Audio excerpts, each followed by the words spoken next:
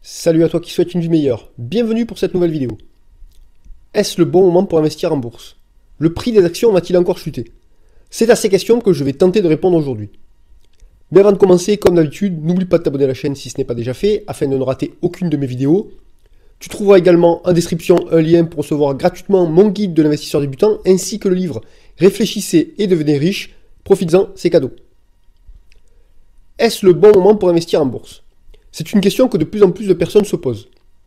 Je l'avais déjà évoqué dans l'une de mes dernières vidéos, mais avec le krach boursier du mois de mars, il y a eu un regain d'intérêt des particuliers pour la bourse, tout comme le nombre d'articles traitant du sujet sur la toile.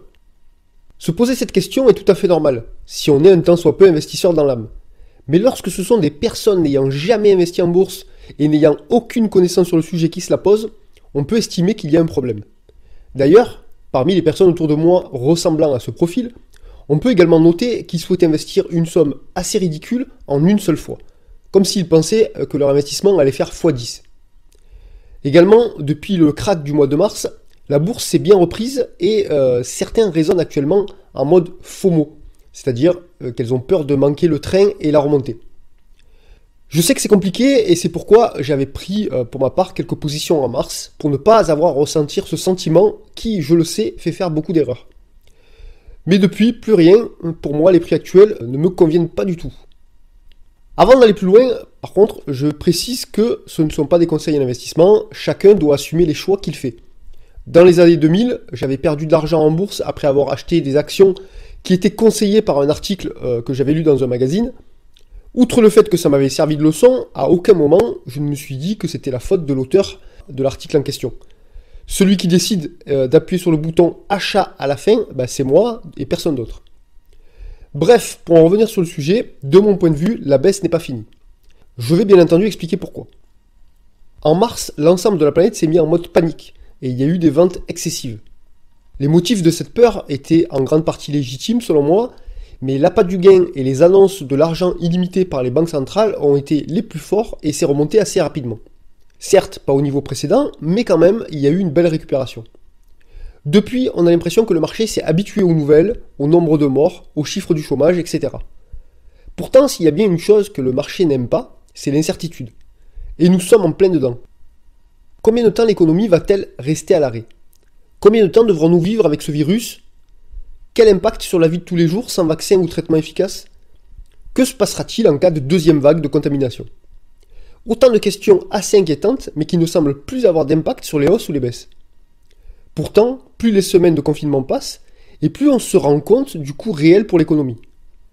On sait déjà que pour la restauration, le tourisme et les transports aériens, l'impact sera bien au-delà du confinement, puisque des mesures sont d'ores et déjà prises pour interdire tous les rassemblements jusqu'à mi-juillet. De plus, même en cas de fin de confinement, et quand bien même il n'y ait plus aucune restriction, la confiance ne reviendrait pas d'un simple claquement de doigts. Et sans confiance, pas de consommation. Bref, les gens resteront chez eux et consommeront moins. À partir de là, je pense pas qu'il faille raisonner en semaines ou même en mois, mais peut-être en années. Peut-être faudra-t-il 1 an avant que tout revienne à la normale. Et encore, qu'attendre par un retour à la normale, sachant qu'à mon avis, rien ne sera plus comme avant. Est-ce que l'Europe va résister à cette crise? Beaucoup de pays se sont repliés sur eux-mêmes et n'ont pas voulu être solidaires de leurs voisins.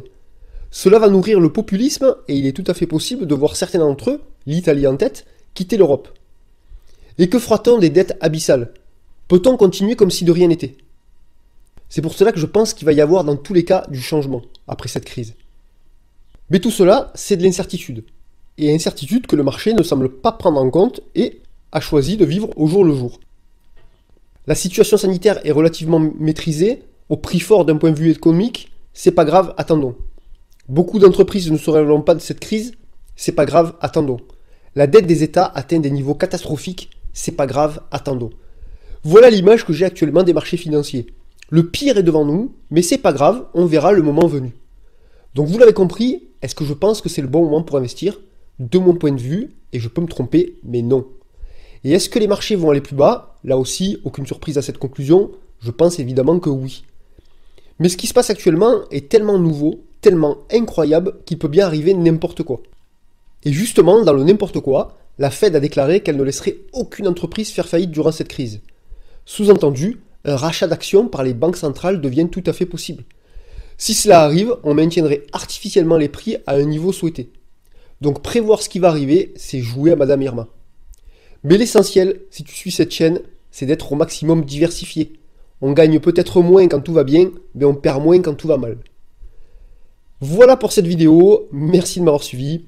Lâche un petit like si ça t'a plu pour aider au référencement, partage, commente. Prenez soin de vous et prenez soin des autres. Ciao ciao.